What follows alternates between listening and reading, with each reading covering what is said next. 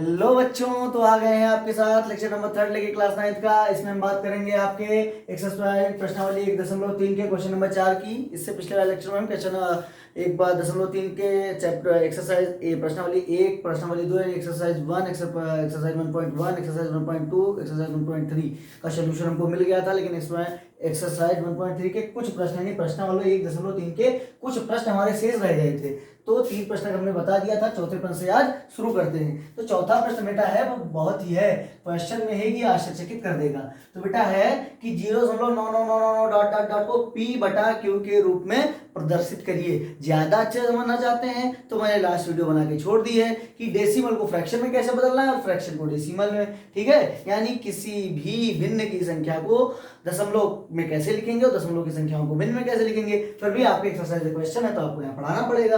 तो बेटा आप एक चीज देखिए, आपको लिखा है 0.99999 डॉट डॉट डॉट। कहाँ तक लिखा है अंदाजा नहीं है, डॉट डॉट लगा दिया मतलब इनफाइनाइट यानी अनंत तक लिखा हुआ है। तो इसको हम शॉर्ट फॉर्म में लिख सकते हैं। क्या लिख सकते हैं? 0.9 का बार एक तो ये सीख सकते हैं, ठीक है, और इसको इस फॉर्म में लिख सकते हो। एक चीज तो ये मैंने आपको अलग से सिखा दी कि क्या लिख सकते हो। अगर कोई संख्या सेम संख्या वो क्या कर रही है, बार बार रिकरेंट कर रही है, इसको क्या कहते हैं? नॉन टर्मिनेटिंग रिकरिंग, अशांत अनावर्ती संख्याएं यही कही जाती हैं। ठीक है, जिनमें संख्या रिपीट करती रहे, कभी भी दशमलव के बाद वो खत के खत्म ना हो, शेषफल कभी शून्य ना हो। बात समझ में कि नहीं है? ठीक। अब बेटा इसके लिए करना क्या पड़ता है? तो बेटा आपको कुछ नहीं करना है, आपको कुछ करना नहीं है, सब अपने आप हो जाना है। क्या करेंगे आप बेटा? इसको x के बराबर मान लेंगे। क्या करेंगे? इसको x के बराबर मान लेंगे।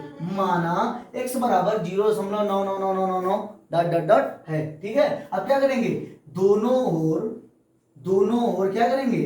दोनों ओर 10 से गुणा कर देंगे। क्या करेंगे बेटा? 10 से गुणा कर देंगे, 10 से गुणा कर देंगे। बात समझ आई कि नहीं आई? अब जब दोनों ओर आप 10 से गुणा कर देंगे तो आपको पहले से पता है ये तो हो जाएगा बेटा 10x, और ये क्या हो जाएगा? एक 9 दशमलव के पहले आ जाएगा और आपका उत्तर आ जाएगा 9.99999 फिर dot dot dot dot dot. तो ये हमारी हो गई बेटा समीकरण नंबर 1 और ये हो गई बेटा हमारी समीकरण नंबर 2। हमको दो समीकरण मिल गए यहाँ पे, एक जिसको x माना था और एक जिसमें 10 से दोनों ओर गुणा किया। ठीक है, मल्टीप्लाई बोथ साइड बाय 10। ठीक है, तो एक 10x हो जाएगा, एक 9.999 हो जाएगा। ये हमारे 2 इक्वेशंस मिल जाएंगी। बात समझ में कि नहीं है? अब बेटा करेंगे क्या? आपको पहले से पता है कि सेकेंड इक्वेशन से फर्स्ट इक्वेशन को सब्ट्रैक्ट कर देंगे, घटा देंगे। तो बेटा जब 10x में से x घटेगा तो कितना आएगा? 9x। ज्यादा लंबा करने की जरूरत नहीं है। और जब इस 9.9 में से 0 जाएगा तो 9 आ जाएगा, और ये तो 999 जितने इधर उतने इधर कट जाएगा। जादू हो गया ना? बात समझे कि नहीं? तो 9x बराबर क्या हो जाएगा? 9। बात समझे कि नहीं है? तो x बराबर क्या हो जाएगा बेटा? 9/9 यानी 1। x बराबर क्या हो जाएगा बेटा? 1। यही है कि ये आंसर आश्चर्यचकित करने वाला है। स्क्रीनशॉट लीजिए, बढ़ते हैं नेक्स्ट क्वेश्चन की तरफ। इसका स्क्रीनशॉट ले लीजिए।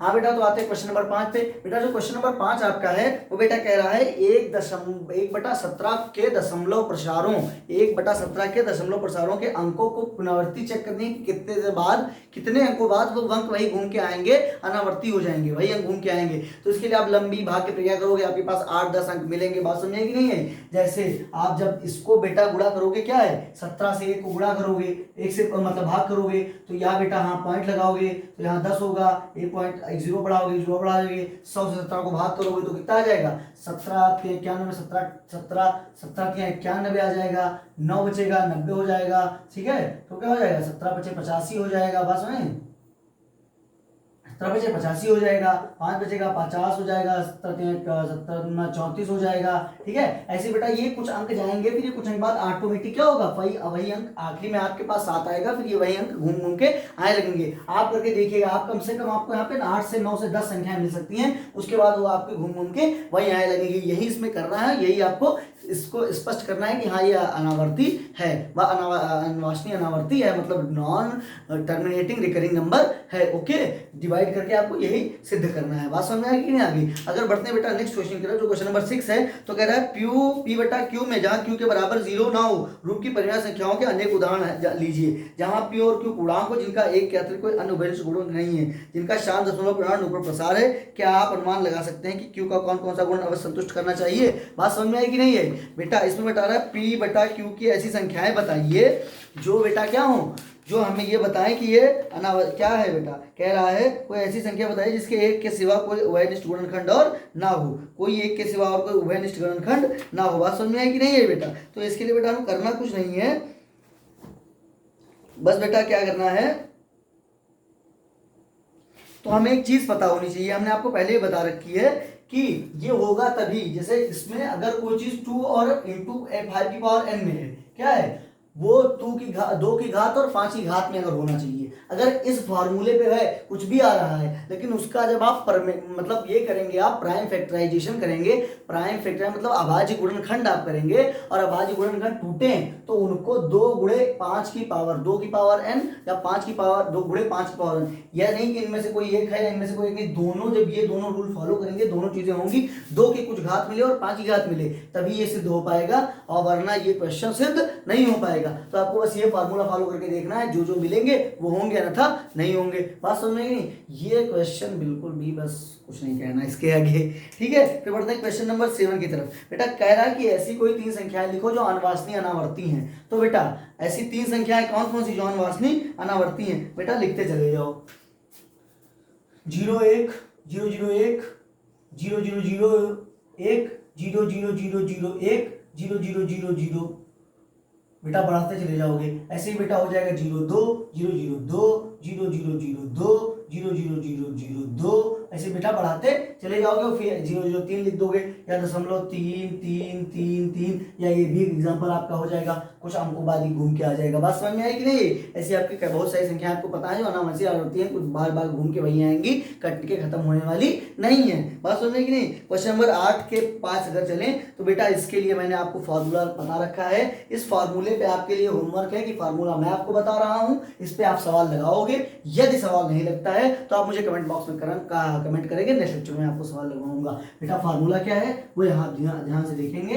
बेटा फॉर्मूला है a plus n b minus a upon n plus 1, जहां a बराबर होगी बेटा पहली संख्या, क्या होगी? a बराबर होगी बेटा पहली संख्या, ठीक है, b बराबर होगी बेटा बराबर दूसरी संख्या, ठीक है, और बेटा n बराबर यहां होगा जितनी संख्या ज्ञात करनी है, ठीक है, जितनी संख्या ज्ञात करनी है, क्या है? जितनी संख्या ज्ञात करनी है। समझ में कि नहीं? पहली संख्या, दूसरी संख्या और तीसरा होगा बेटा जितनी संख्या ज्ञात करनी है। बात समझ में आ गई नहीं? ये बेटा ये फॉर्मूला है, ये फॉर्मूला आप रख लीजिए, इस पे आप प्रश्न लगाइएगा, यदि आपका उत्तर नहीं आता है तो आप नेक्स्ट लेक्चर में कमेंट करेंगे, मैं आपको नेक्स्ट लेक्चर में इस वीडियो के इस क्वेश्चन से ही नेक्स्ट लेक्चर की शुरुआत करूंगा, ठीक है। लेकिन आपको भी तो कुछ करके होमवर्क मिलना चाहिए ना करने के लिए। बात समझ में आई कि नहीं आई? बेटा करते हैं क्वेश्चन की नेक्स्ट क्वेश्चन की तरफ। कह रहा है कौन बताइए कौन कौन सी संख्या परिमेय कौन कौन से अपरिमेय है, जिनको हम p बटा q के फॉर्म में लिख सकते हैं वो सारी परिमेय संख्या है। अपरिमेय संख्या कौन कौन जिनको p बटा q के फॉर्म में नहीं लिख सकते या वो रूट की संख्याएं हों। जिसमें एक क्वेश्चन आपको परेशान करेगा जो है 2 2 5, क्या है? 2 2 रूट 2 2 5, ये बेटा आपका एक नंबर का स्क्वायर है, किसका है ये आपको पता लगाना है, लेकिन ये क्या है? परिमेय है। बात समझ में आई कि नहीं आई? बेटा ये 1.3 एक्सरसाइज आपकी एनसीईआरटी की यानी जो सरकारी किताब है उसकी खत्म हो चुकी है। अब बेटा आते हैं एक्सरसाइज 1.4 पे। यहाँ पे बेटा ये 2 क्वेश्चन है केवल, इसलिए इसको इसी लेक्चर में खत्म किए दे रहे हैं, और बेटा उसके साथ ही अगले वीडियो में जब आपको मिलेंगे तो 1.4 के साथ मिलेंगे, 1.5 के साथ में, और वो खत्म हो जाएगा। तो बेटा जो ये है ये एक्सरसाइज में इसमें कुछ नहीं करना है। कह रहा है उत्तरोत्तर आवर्धन करके संख्या रेखा पर 3.765 को दिखाइए। क्या दिखाना है? 3.765 को दिखाना है। क्या करना है? 3.765 को दिखाना है। बात समझ में है कि नहीं है? तो बेटा करना क्या है? 3.765 एक नंबर लाइन आप बनाओगे, यहाँ कहीं 0 है, इधर माइनस की संख्याएं होंगी, यहाँ कहीं 1 होगा, यहाँ कहीं 2 होगा, यहाँ कहीं 3 होगा, यहाँ कहीं 4 होगा, ठीक।